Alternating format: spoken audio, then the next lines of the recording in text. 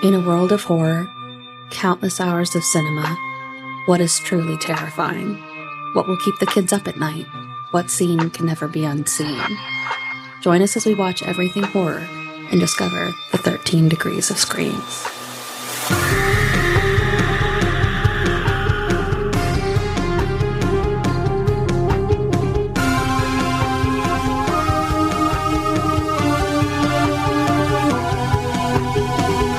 Welcome to 13 Degrees of Screams.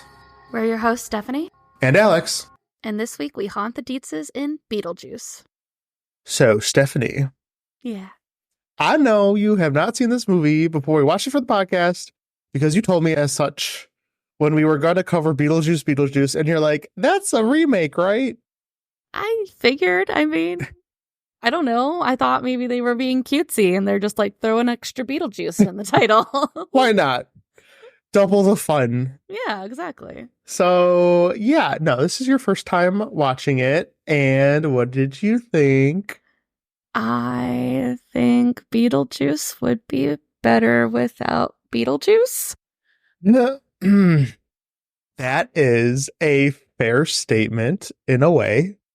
I just think that he's very goopy and Not the sticky. goopy. You and the goopy. I don't know. I just feel like I can't be on board with him. I don't know why anyone would take his help. I don't understand all of his motivations. His motivation is to get married to underaged living girls, apparently, based on the movie. And then you think about that and you're like, they chose to remake this movie. Not remake, do a sequel. Well, yes, sequel. It is a beloved movie, Stephanie. Okay. But then, in a way, instead of doing a remake, they could have remade it with like a little bit better morality.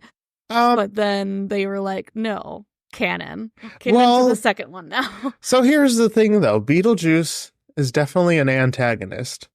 I don't know. I feel like we don't need to make our antagonist moral. You know? You know what I mean? Yes, I guess. I just think it's not a good influence, and this villain is just not a good influence on America's youth. Yes. I think it's a weird pitch. And then plus you told me I was not aware that Beetlejuice was a cartoon at one point. Yeah, they made it after the movie. But in the cartoon's defense, they made it for children and toned it down. He's not as inappropriate and misogynistic and just overall gross and inappropriate for the general audience. I guess, but I feel like if you watch the show, don't you tend to watch the movie? Not necessarily. Well, not if you don't know the movie exists. If you're like a child in the 90s. Beetlejuice is a whole new concept to you. And yeah, it's like, look at this fun cartoon that in no way, shape, or form is based on any other media property. I guess. Okay. You know what I'm saying? All right. You got me there. Gotcha. I digress. It's like Jurassic Park. They came out with that Jurassic Park kids show when, like, realistically, Jurassic Park is not for children. I mean, you know, the dinosaurs aren't going around trying to marry children, but, you know, it's still PG-13 and violence, and there's a kids show, you know? It's just fun for everybody. Okay. No, but I'll let you have it. No. You don't have to let me have anything. But to your point, I will say I, first of all, really like Beetlejuice. Nostalgic, obviously. But having not seen it in a long time, I definitely was like, ooh, yeah, that, I don't remember him being like that per se. I didn't have a problem with him being the bad guy. I guess it was just more or less like the underage girl stuff and the butt grabs and stuff. Don't touch no butts. No zone. No. Let's respect everyone's boundaries in a nice way, Mr. Demon, please. Yes. Can the demon please respect everyone involved with the story? Yes. Is that too much to ask? I didn't think so, but apparently I'm reaching. Yeah, I don't know. Because I know people who like the character of Beetlejuice. And I'm like, well, I feel like you shouldn't like him that much. He's charismatic in a way, but also, again, just not good. Not great. Yeah. He's the villain. But what about, he is the villain. What about all the other characters, though? Everybody else was fine. I would just say fine. I did like the whole waiting room stuff with like the what's going on after you die kind of stuff. I like the whole bureaucracy of it all. The bureaucracy. Yeah. Like, not saying I want that for me, but I thought it was funny. Yeah. Could you imagine actually dying and that's what it's like? It's like, no. Oh, son of a... I would be pissed. I would just stay in my house and you know what? It's fine. I guess I'm just trapped here. I get really familiar with that book they don't read. The book they know nothing about. Yes. That sounds about right. Yeah, exactly. But do you think you would get like cabin fever having to stay in your house forever? Probably. I guess it just depends if I died with anybody or if it was just like alone and then like, especially if like your house becomes abandoned or something after you die and it doesn't get repurposed for another home. That would be weird. That would be real trippy. It's like that episode of SpongeBob where he has like a used napkin and a chip and a penny and he's like, the gang's all here. That'd be you. Yeah, kind of. Talking to a napkin. Yes. Hi napkin. How's your day? That when he goes into like in the deep or whatever, what is it called? Rock bottom. Yeah, into rock bottom. Isn't that? No, I forgot. I don't know what happened in that episode, but he had no friends at the current moment. So he just had to use napkin. That's going to be fair. You. I think that would be me. I wouldn't know how many days had gone by or if it had been years. Who knows? Yeah. Confused. Well, yeah, based on the timey-wimey stuff in this movie. Mm-hmm. Who knows when you're dead? Yeah. How about you? You'd be pissed? If I was alone? Cool? Would you be cool hanging out by yourself? For yes. I'm my best. Years? Yeah, that's fine. I'm my best company. It's fine. I don't have to talk to anyone. This is amazing. Yeah. I just needed the rest. I just needed to recoup. I'm just so tired. No one talked to me. Like, you could go to this waiting room and talk to somebody and you're like, no, thank you. I have no questions. No notes. I'm good. This is great. Forever vacation by myself. That's fair. Yeah. No, I would, after 125 years, yeah, I would probably be a little bored. Mm-hmm. But the character-wise, I just thought they were fine. I was surprised that I had to look up Alec Baldwin. Like, I felt like I would recognize him. But then when I watched it through all the way, I was like, yeah, never saw Alec Baldwin the whole time. Yeah, he looks completely different than he does now. Yeah, he looks a little bit like a doppelganger for the guy that was in Ghostbusters and Honey, I Shrunk the Kid. I forget what his name is. Rick Moranis? Yes. He looked a little like him. I could see it, maybe. Although Gina Davis looks just like, I feel like she looks the same. Yes. Did I ever tell you I got to see her talk at my college? No, I don't think so. Oh, yeah, I got to see her for free. I forgot what she talked about, but it was cool. I mean, I feel like you've told me a couple of people that have spoke at your college, but I don't remember specifically anymore who said what. Oh, well, at this point, all that matters is Gina Davis was there. I think she was talking about like being a woman in the industry, because I'm fairly certain we went for my women's studies class. Oh, that sounds right. That sounds about right. But it was really cool. She was like really far away, but it was really cool. I was like, that's a famous lady. I know her. I like her. I know her. Not personally, obviously. Now I know her. This is Gina. Hi, Gina. Hi, Gina. How you doing? Are you ready to go into some movie background? Yeah.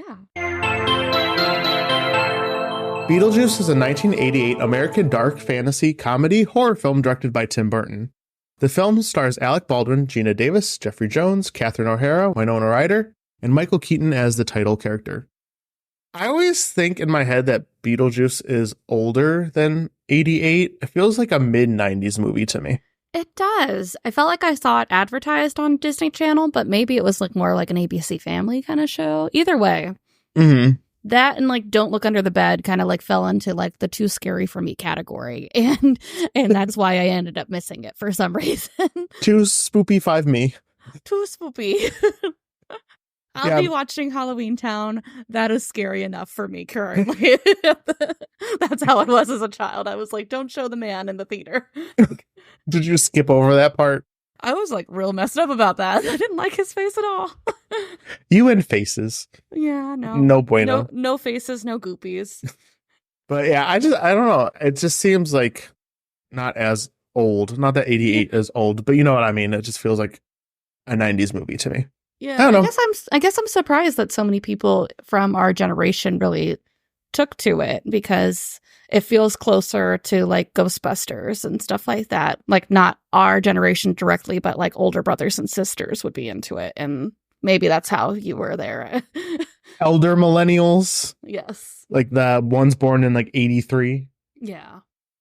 Those are the millennials that this is targeted for. Pretty much. Not us who were born after. No. Beetlejuice premiered in the US on March 30th in 1988. The film achieved both critical acclaim and box office success, earning $75 million from a budget of just $15 million. It received the Academy Award for Best Makeup, along with 3 Saturn Awards for Best Horror Film, Best Makeup, and Best Supporting Actress, awarded to Sylvia Sidney, who was the caseworker in the underworld. Oh, okay. Yeah, I like that character. Juno? Yes. She's funny with the football team. Oh, yeah. I'm not your coach. Just so over it. Like they're like, Coach, I think we're dead. And she's like, what was your first guess? I know. It's amazing.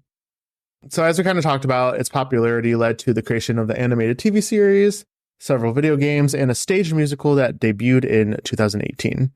Okay. I remember advertising for the stage musical, but a video game too? Yeah, it was in the video game. It's not good. So the one I played, there's one from like the original Nintendo. Oh, okay. It's not good. Don't play it. Okay. Don't do it. I mean, I was only lukewarm on the movie at best, so. You're not running out to play the video game. Yeah, a Nintendo video game. From 1988. Yeah. So, interesting fact, the original script was actually far less comedic and much more darker. The Maitland's car crash is depicted much more graphically, with Barbara's arm crushed and the couple screaming for help as they slowly drown. A reference is actually still in the movie where Barbara remarks that her arm feels frozen upon returning home as a ghost. So that's not great. Yeah, that's pretty dark. Would the dog still be to blame? Yeah, I think so. It's still the dog's fault. Yeah. It's a freaking dog. Like, we love animals, but in this case, this dog was working for the enemy. Yeah. Instead of possessing the Deetzes and forcing them to dance during the dinner scene, the Maitlands cause a vine-patterned carpet to come to life and attack them by tangling them to their chairs, which doesn't sound that much more horrific. Yeah. It just seems a little bit more, what's the word I'm looking for? Inconvenient. Yeah. Like, instead of singing and dancing, I am now just currently stuck to the chair. Exactly. So. I don't know. I don't know what would work on this particular family, honestly, watching them trying to scare these people. Like, they're just like, yeah. Yeah. Well, that happens. Yeah, kind of. In the initial draft, the character of Beetlejuice was imagined as a winged demon resembling a short Middle Eastern man. Unlike the final version, this Beetlejuice aimed to kill the Deetzes rather than simply frighten them, and sought sexual relations with Lydia instead of marriage.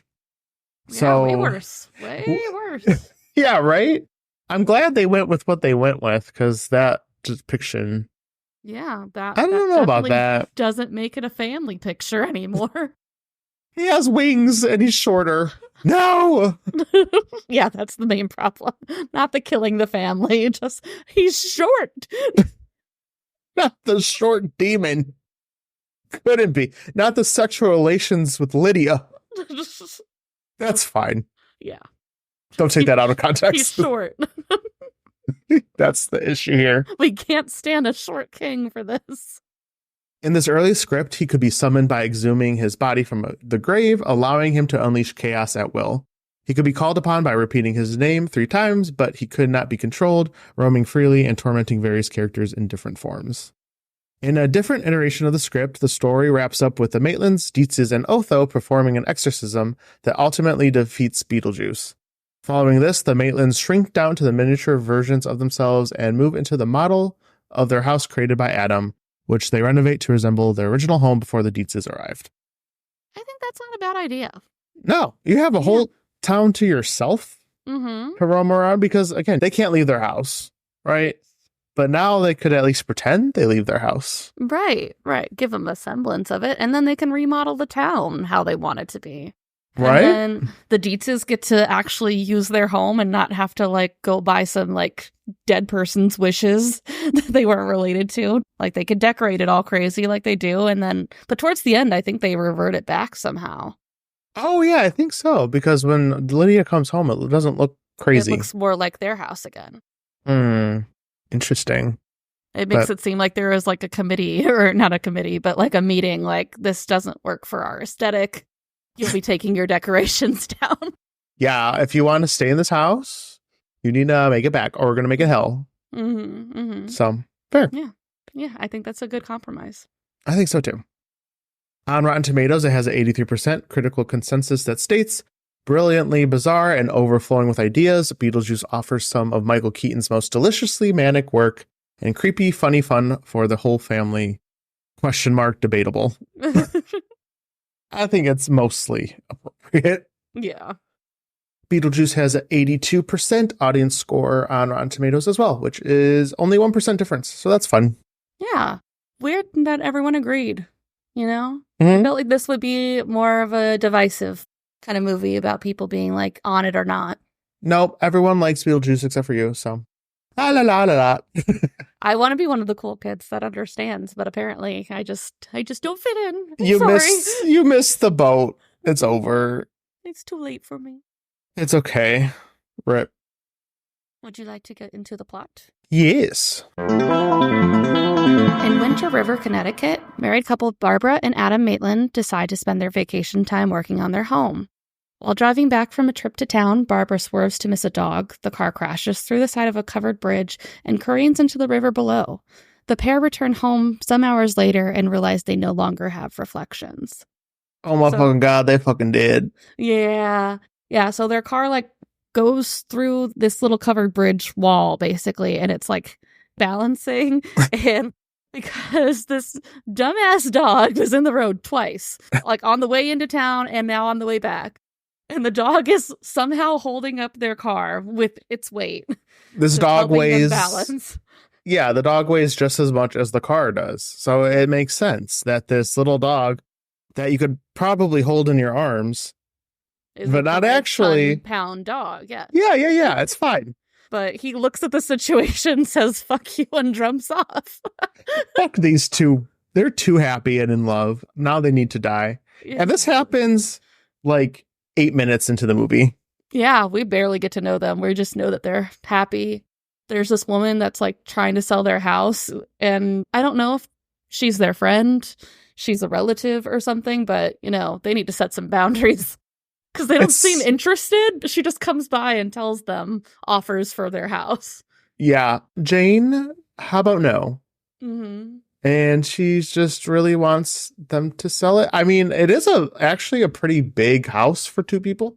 Yeah, but I'm assuming they like it that way. Oh, yeah. No, I'm not saying, like, only two people could only have a small house. It's just like, but I kind of get where she's come from because she probably gets good commission on that. Oh, yeah, for sure. She's maybe since it's a small town, she's, like, desperate for anyone to sell. So maybe she does her rounds every day. She's like, anyone interested? I just had a thought. What's that? That dog is hers. This should be called Jane. Fucking Jane. She's the actual villain of the story. Yes. And her dog. This goes around killing people so she can sell their house. They've said no too many times. I'm going to send Fluffy over there. It's over for them. He'll make it right. I can't believe it. Yeah. You know, sometimes we uncover the truth and just simple podcasters, but we know what's going on. Exactly.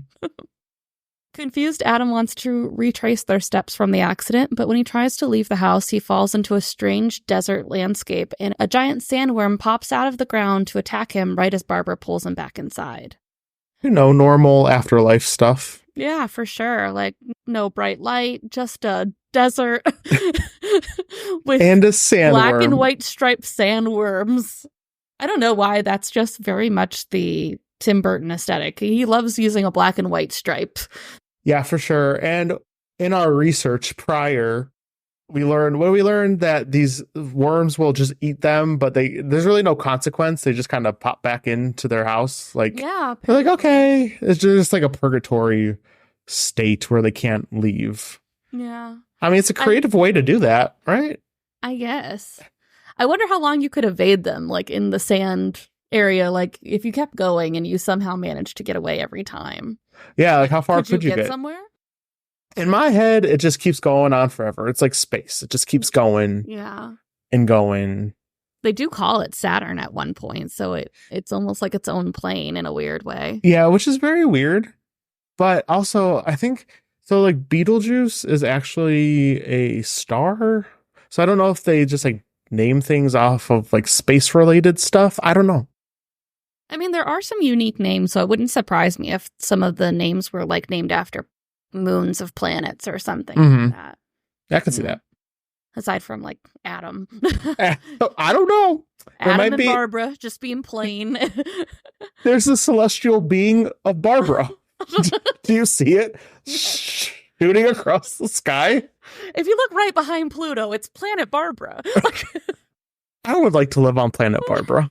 Yeah, it sounds nice. Sounds like a nice time. Yeah, that's what I'm saying. So apparently, Barbara tells him that the encounter where he was outside of the house in this sandworm area only lasted a few seconds for him, but Barbara says he was actually gone for 2 hours.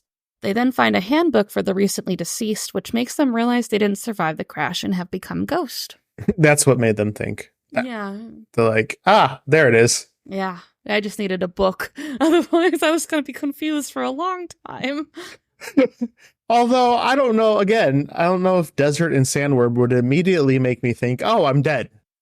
I mean, we've seen enough horror movies. I guess there would be a big chance that like our house got put in another plane or something. Yeah, it means something. I don't know if it necessarily means I'm dead, but something ain't right.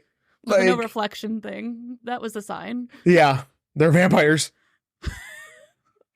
That's we're what it was. Saturn and we're vampires. I have no idea what's going on. I am so confused. Almost immediately, at least it seems so for them, the house is sold and the new owners arrive from New York. Because fucking Janet. or Janet? Jane? Who cares what this woman's name is? It doesn't matter. She sucks. Yeah, she was waiting for that for sale yard, that for sale sign to be put in that yard. Freaking Janet, Janice, June, Janice. Jill, whatever her name is. Janice. Is my new favorite. And I'm Jenny. Okay.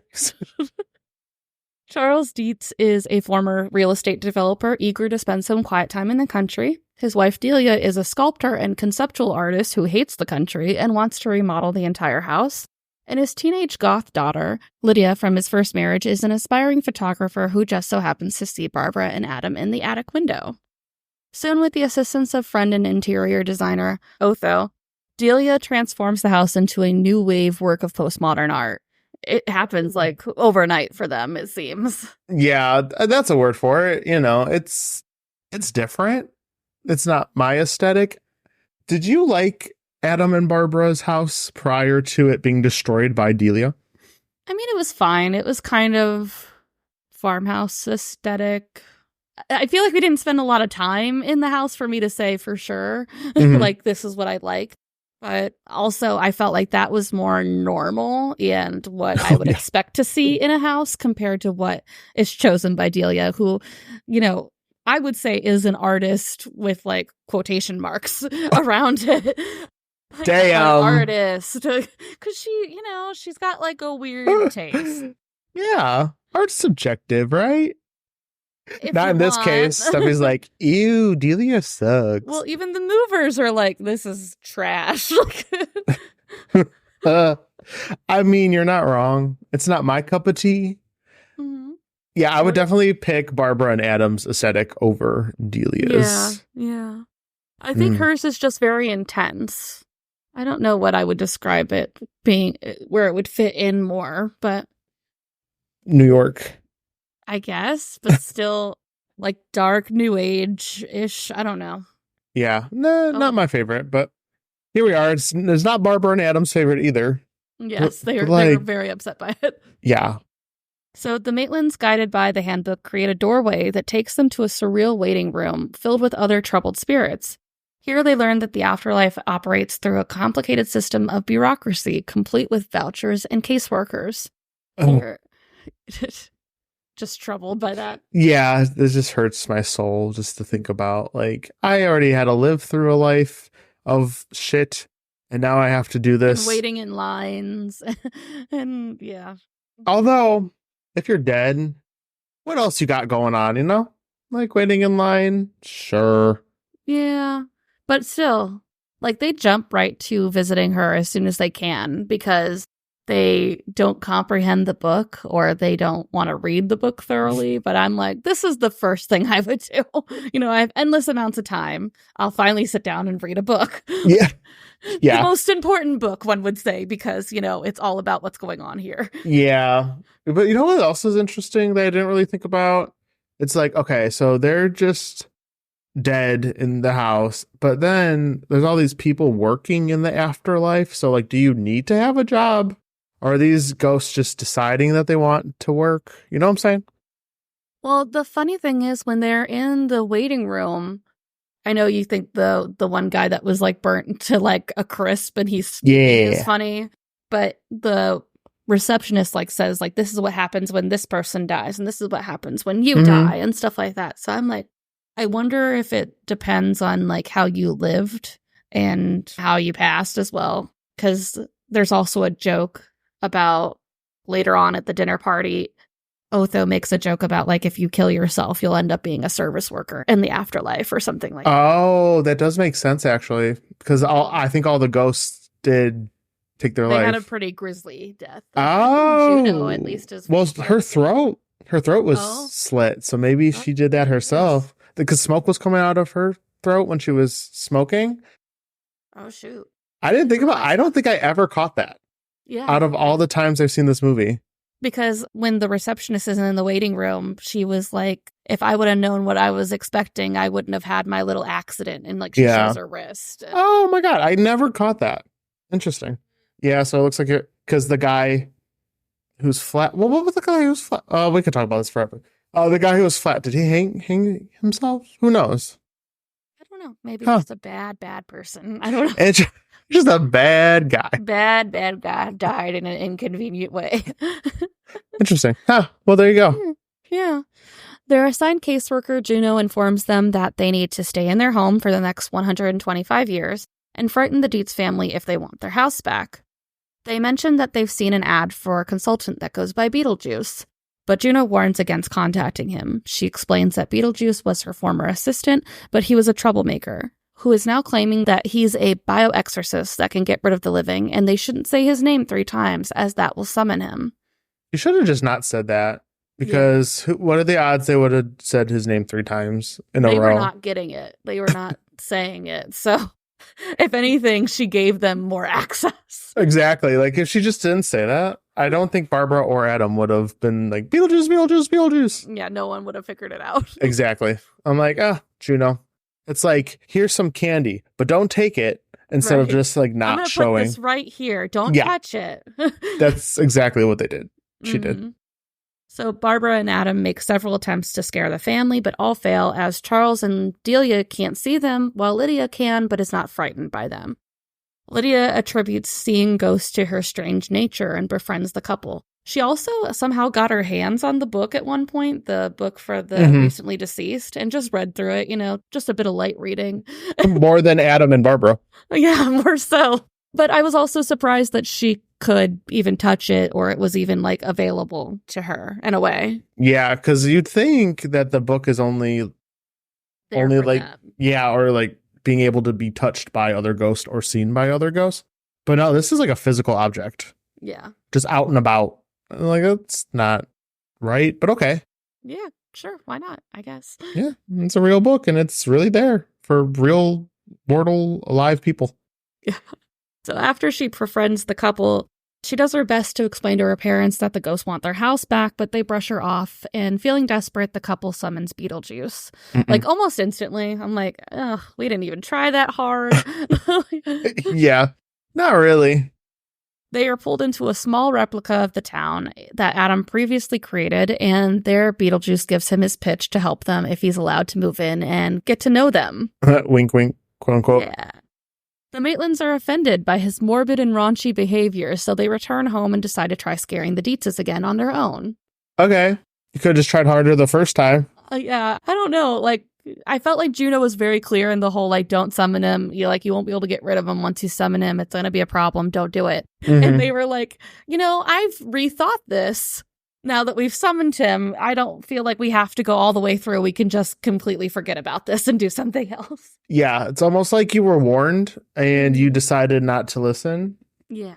So, I mean, desperate times calls for desperate measures. Especially because, like, so what were Barbara and Adam, like, really supposed to do? Because the Deetzes can't see them outside of, like, moving stuff, Mm-hmm. Like, okay, they could transform their bodies to look scary, which we see. But again, only Lydia could see that. So it's like, okay, that doesn't help. Yeah, I just feel like it was more or less they needed to read the book and understand the book more. Somebody's like, read the damn book. Right. I'm sure the book would tell you more about how to get them to see you and stuff like that. It seemed like Probably. they were just using their instincts, basically. Like when you figure out, like, you can snap your fingers and stuff like that. No one has to, like, sit you down and tell you, this is how you do it. But in this case, they needed that. They needed a little gentle push or just actually hardcore boot camp because they just weren't getting it. That evening, they are able to convince the Deetzes that there are ghosts in their home during a dinner party where they possess the guests to dance and sing. But instead of being scared, the group is pleasantly surprised and excited about the experience. They're like, look what we could do. Right? We're so talented. I didn't know I could dance. Yay! Like, can we do it again? Like, no, this wasn't a do it again. This was supposed to be a one and done, leave the house situation. Right. And you're like, have more, to go. more, give me more. Yes, it's such a problem. It's very problematic. Honestly, though, like, it's not a bad idea when they're like, oh, well, the ghosts want us to sing and dance. Why don't we take this on the road? Let's capitalize on this. Yeah. They're having fun. We're having fun. Let's do it. Well, the ghosts aren't having fun, but they're having fun. Right. Well, they're interpreting it as that way. Yeah. Adam and Barbara love doing this. This is their favorite thing to do. Right. So much that it inspires Charles to create a pitch for his boss to turn the town into a tourist attraction, considering its small town charm and now these supernatural events. So, yeah, it's weird. He just kind of, like, all of a sudden assumes that now that he has ghosts in his house and this is a reasonably small town of simple people. Simple people. He can just buy up the town and make it a whole theme park, basically, of different things to do. And everyone's like, yeah, sounds good. We'll be doing that. Yeah. Could you imagine living in this town and then all of a sudden it all turns into an amusement park? And you're like, huh. People need admission to get into the town I live. That's not right. Yeah. You have to pay a toll every time. Right. Or your house becomes a museum, apparently. Or yeah. Step like right up. It's like, get out of my house. They just show up with people in a line and they're like, yeah, they'll be coming into your home now. Like, what? Yeah. How about no? No. However, the party goes awry when Beetlejuice comes in as a sand snake to attack the family and guest. Soon after, Barbara and Adam confront Beetlejuice, who's furious at them for backing out of the deal, and reveals that he's interested in Lydia. Yeah, it's weird. Yeah, fun. Great. Love that. Plot twist. Because when he meets Barbara, he's kind of like hands all over her, which isn't great either, but also, like, at least she is of age. Yeah, right. Don't try to marry children. No, please don't do that. He is then distracted by a pop-up gentleman's club, and the couple are suddenly sitting in front of Juno. She reprimands them for summoning him, and apparently she has created this club to distract him, and exposing themselves to the living as Otho now has their handbook. She then instructs them to go home and chase the Deetzes out themselves, but Barbara doesn't want to leave Lydia. I think we didn't spend enough time with the whole, like, Barbara and Lydia connection to make it seem like Lydia was that important. Well, yeah, and, like, completely lost without them kind of thing. I felt like, her parents were there. It wasn't like were they great, but they were there. It wasn't like she would become an orphan without them. Right. I mean, they're physically there. Yeah, I guess that's what they're trying to get at, but we just didn't see that connection build. Yeah, not really. It's just kind of like all of a sudden they all like Lydia, Adam. Protect Lydia at all costs, Yeah, okay, sure. Meanwhile, Lydia, upset by the attack, considers taking her life and goes to find Adam and Barbara. While looking for them, Beetlejuice tells her he'll help her find them if she summons him and marries him so he can freely cause chaos in the mortal world. However, before she can summon him, the couple reappear to comfort her and tell her they plan to welcome her family into their home.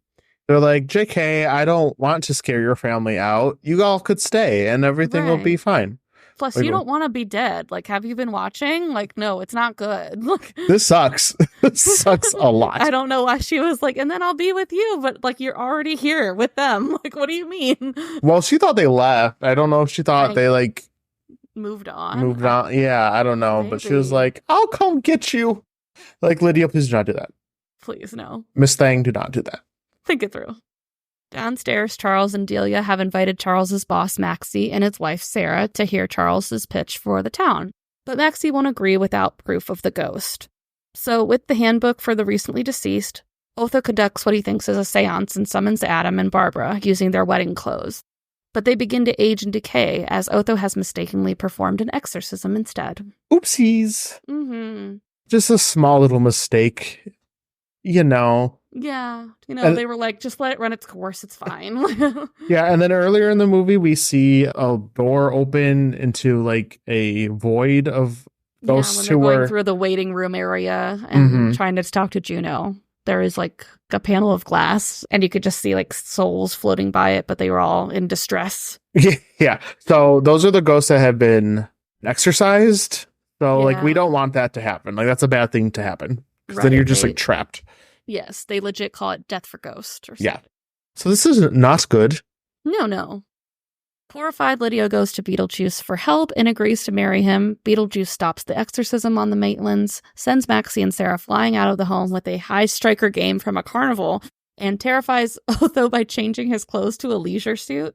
But it's like the color that he hates, right? Yeah. He was talking about like this horrible shade of blue or something like that he hated when they were first redecorating the house. And then he puts him in this blue tracksuit and he's like horrified and just skedaddles.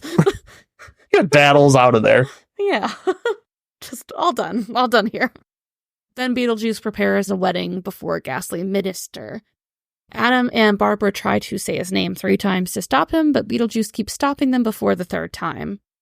They could try a little harder. Yeah, they're like, Beetlejuice. Wait 3 seconds, and then like he'll put a zipper on her mouth or something. Like you could just say Beetlejuice really fast, but they do not do that. No, they're like Beetlejuice, and then pause, take a breath, assess the situation, have a snack, and then say it again. Yeah, and meanwhile, like, Beetlejuice is, like, removing teeth and stuff like that. Like, like you can't say it. Yeah. And obviously you're not saying it fast enough anyway. Right. But they're like, let's take a year pause in between each Beetlejuice. That's what it feels like. I'm like, come on, say it. What are we doing? Come on. Yeah. You could say it 100 times by the time they actually finish. Yeah. Speed it up, please.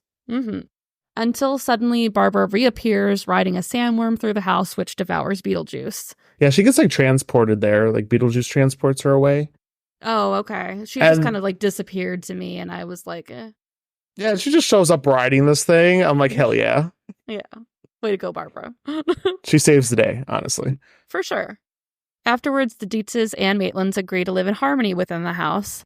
Barbara and Adam form a stronger bond with Lydia as they help her with schoolwork and play around with the couple's supernatural abilities. We then cut to Beetlejuice trapped in the afterlife as he steals a number ticket from a witch doctor who shrinks his head in return. Haha. Haha, the end. Haha, the end. Haha, tiny head. He has a tiny head now. LOL. So that's Beetlejuice. It's like, I feel like the ending's a little bit anticlimactic. Yeah, kind of. Just a tad. I don't know. I feel like it just, all of a sudden we're at the ending and then Beetlejuice gets eaten by a sandworm, which actually doesn't do anything outside of just sends him back to the underworld. Yeah, I guess what's to stop him from coming back, but I don't know if it like resets, like where they have to like say his name again or at least try to summon him again. Yeah, probably, I would assume. But I guess we'll find out in the sequel. Yeah, I guess we're going to be watching that just to see where this goes. Yeah. I'm actually seeing it this weekend. Oh, really? Okay. Let me know how you like it. I'll probably love it. I don't know. We'll see. We'll see. I do like Jenna Ortega, so yeah. I'm sure it's going to be good. I'm sure. Yeah.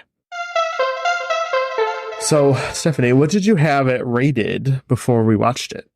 I was not sure, but I knew it was like enough that like people were watching it as kids. So I went with like a 2, a 3. A 2, a 3? A 2 or 3, 2.5. No half. We're not doing no half C's. You got to pick 2 or 3. Okay. I expected 2 because, you know, I know most people had seen it as kids. Okay. Yes. I can't remember what I initially had, so I'm going to go with 2 as well. Okay. I don't know. Again, it's one of those situations where it's not really a scary movie. Yeah. In my opinion, there's not really... It's more comedy, fantasy. So it's like not going to scare a kid. Like I would not give it a 1, obviously. So I think a 2's pretty good. It's pretty appropriate. Yeah. For a 2. I kind of debated back and forth between 2 and 3 just because, like, I personally as a child wouldn't have liked the whole transforming the faces and stuff like that. That would have messed with me and I wouldn't have been okay with that. But if you have a kid that's not sensitive to that kind of stuff, I could see it being like a 2 for them. Yeah. It's not scary. Like, I don't think I would have ever felt like Beetlejuice was like going to pop out at me or something like that, or got that feeling, you know? Yeah, Beetlejuice is like the least, I guess, scary part of the movie. Mm-hmm. Like if there really, like I said, if there really is a scary part, like there's some body horror stuff. Like yeah, I think she rips off her face and like they stretch their face in different ways and Adam's head is ripped off. I would say it's more the couple doing weird stuff than it is Beetlejuice sometimes. It's freaking Barbara. She's the problem. Right. Beetlejuice's behavior, reprehensible. But Barbara, please stop. Please stop with the faces. Barbara and Adam, please. What do we do? We understand. You want your house back, but you are dead. Yeah. It wasn't going to work. So, yeah, I think it's appropriate for like a 2. I think it's good. With discretion, you could watch it with your kid. Yeah. They won't know what half this stuff is anyways. Yeah. Like, I don't think I did when I was a kid. I don't think I caught that he was being really inappropriate. Yeah, that's fair. We're going to cut to a short commercial break. We'll be right back. Welcome to the Dead Podcast. I'm your host, Desi, and on this podcast, I discuss all things spooky and weird, from ghosts, demons, religion, to folklore, urban legends, true crime, and all things paranormal, with some horror movie reviews sprinkled in. So join me on this spooky ride. Thank you for listening. If you enjoy the show and listen on Apple Podcasts or Spotify, giving us a 5-star rating is super helpful, and we will always appreciate it. And just a reminder, this episode is audio only, but we are doing more video podcasts on our YouTube channel. So be sure to subscribe to us there for more of those coming down the line. We're still kind of in a transition period where we'll eventually do all video podcasts, but we're still doing like a half and half type situation.